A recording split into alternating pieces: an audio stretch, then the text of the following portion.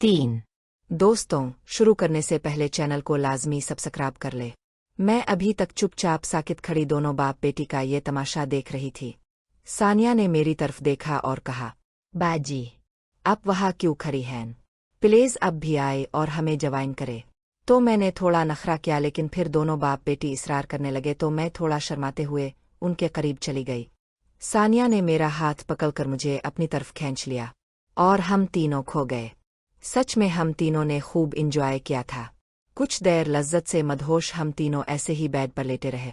फिर पापा चौधरी खड़ा हुआ और बोला, सानिया अब चलते हैं बेटी। फिर मेरी तरफ देखकर बोला, मैम चलज, आपको भी ड्रॉप कर दूंगा। मैंने हंसकर कहा, मैं आपके सामने वाले फ्लैट में ही रहती हूँ। वैसे आप सिर्फ फोन पर ही नहीं, हकीकी जिंदगी में भी काफी हार्ट हैं। मेरी बात सुनकर चौधरी शर्मिंदगी से हंस पड़ा। वो फोन पर बहुत घटिया बातें जो करता रहा था, मेरे साथ शायद वो याद आ गई होगी। मैंने और सानिया ने भी उठकर कपड़े सीधे किए और फिर हम दोनों पापा चौधरी की गाड़ी में बैठकर घर वापस आ गए। सानिया की दिल्ली मुराद पूरी हो गई थी, इस वजह से वो बहुत खुश थी। रास्ते में हमने पिज़्ज़ा भी लिया और मैंने हैदर बेटे के लिए अलग से पैक भी करवा लिया था।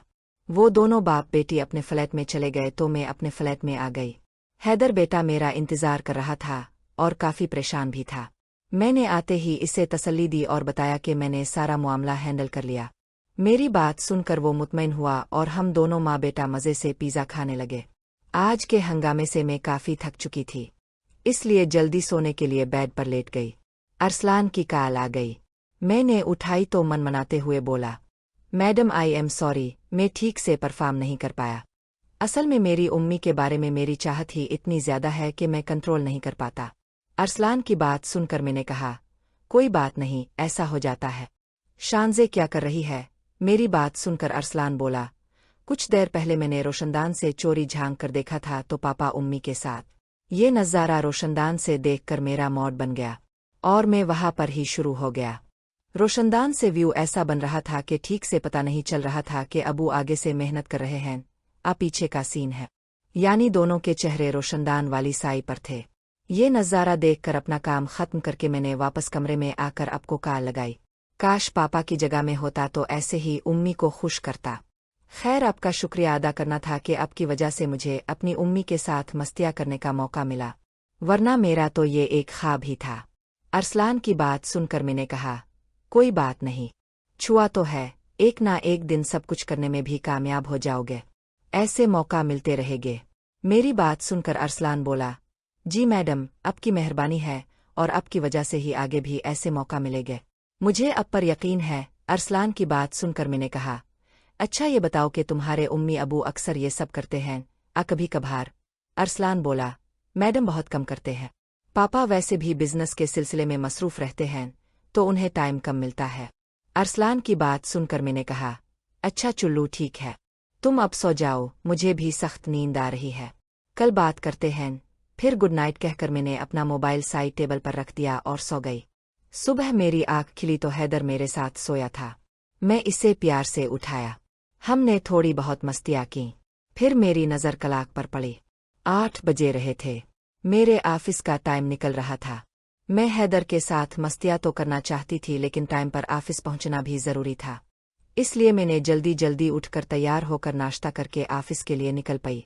ऑफिस पहुंचकर रोजमर्रा की ऑफिस रूटीन में बिजी हो गई। लंच टाइम पर आसिफ ऑफिस आया और वो आज लेट आया था।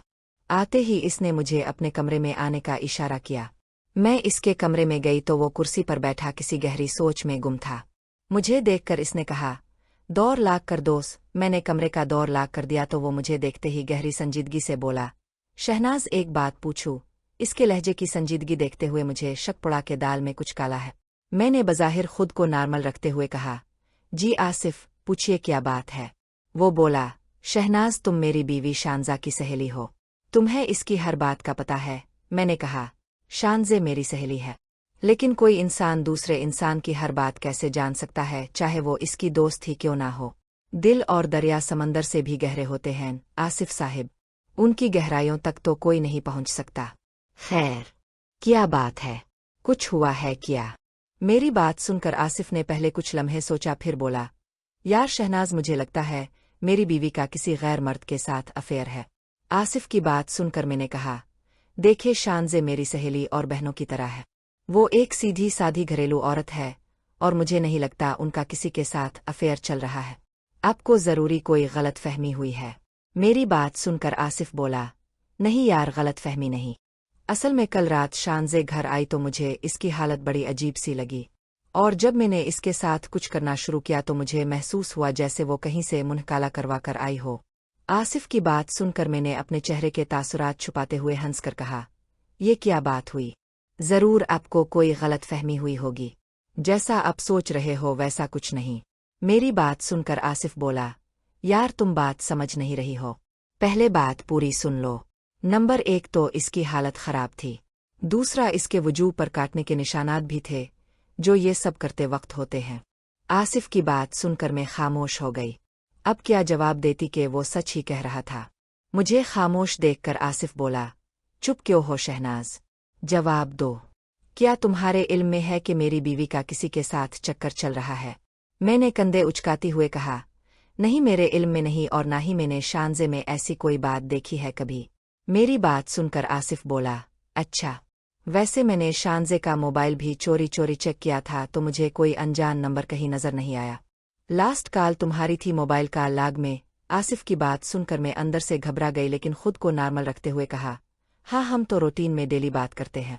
मेरी बात सुनकर इसने कहा, और मैं कल रात तुम्हारे फ्लैट पर भी गया था लेकिन वो लॉक था। तुम भी कहीं गई हुई थी क्या? आसिफ ने जब ये बात की तो मैंने इसकी आंखों में देखा तो मुझे इसकी आंखों में शक के साए लहराते हुए नजर आए। जरूर इसे कुछ ना कुछ पता चल चुका था। मैं अब सोचने लगी थी कि मैं इसे क्या जवाब दूं। आसिफ ने कहा, और मैं कल रात तुम्हारे फ्लैट पर भी गया था लेकिन वो लॉक था। तुम भी कहीं गई हुई थी। आसिफ ने जब ये बात की तो मैंने इसकी आंखों में देखा। मुझे इसकी आंखों में शक के साए लहराते हुए नजर आए। जरूर इसे कुछ ना कुछ पता चल गया था। मैं सोचने लगी कि मैं इसे क्या जवाब दूं। फिर मैंने बात बनाते हुए कहा, हाँ, मैं अपने बेटे हैदर के साथ बाजार गई हुई थी। मेरी बात सुनकर आसिफ ने तंजा लहजे में कहा, अच्छा, तो कल तुम्हारी मुलाकात शानज़े से नहीं हुई? मैं नर्वस होने लगी थी। मैंने आसिफ से नजरें चुराते हुए कहा, हाँ, मेरी तो कल कोई मुलाकात नहीं हुई शानज़े से। आप बिलावजा शक कर रहे हो? मेरी बात सुनकर आसिफ ने एक गहरी सांस ली और अपनी जेब से मोबाइल निकालकर किसी को कॉल करने लगा और मोबाइल का लाउड स्पीकर ऑन कर दिया। 2-3 बेल्स जाने के बाद शानज़े की आवाज आई, हेलो। शानज़े की आवाज सुनकर आसिफ बोला, शानज़े यार, मैं पूछना भूल गया। तुम कल बता रही थी कि तुम और शहनाज मार्केट गई हुई थी। कोई सेल लगी हुई थी तो इस मार्केट का नाम क्या था? असल में मेरा एक कोलीग मेरे साथ है और हम मार्केट में हैं, और मेरा वो कोलीग कुछ शॉपिंग करना चाहता है इस सेल वाली दुकान से। तो प्लीज क्या तुम इस सेल वाली दुकान का नाम बताओगी? कुछ सेकंड की खामोशी के बाद लाउड स्पीकर से शानज़े की आवाज आई, ज़ैनब क्लॉथ हाउस नाम था। ये सुनकर आसिफ ने थैंक यू कहकर फोन किट कर दिया और मेरी तरफ देखा। दोस्तों, मजीद देखे किस्त नंबर 39 में, और इसके लिए हमारे चैनल को लाजमी सब्सक्राइब कर ले और साथ बेल आइकन को भी दबा दे। दोस्तों, किसी भी किस्म की कहानियाँ ये कहानी कटिंग के बगैर घर की बाहर की मुकम्मल कहानियाँ खरीदने के लिए इस नंबर पर व्हाट्सएप पर राब्ता करें। हमारे पास लातादाद हर तरह की कहानियाँ, नॉवेल्स मौजूद हैं। आपको बहुत सी स्टोरीज बहुत अच्छे रेट में मिल जाएगी।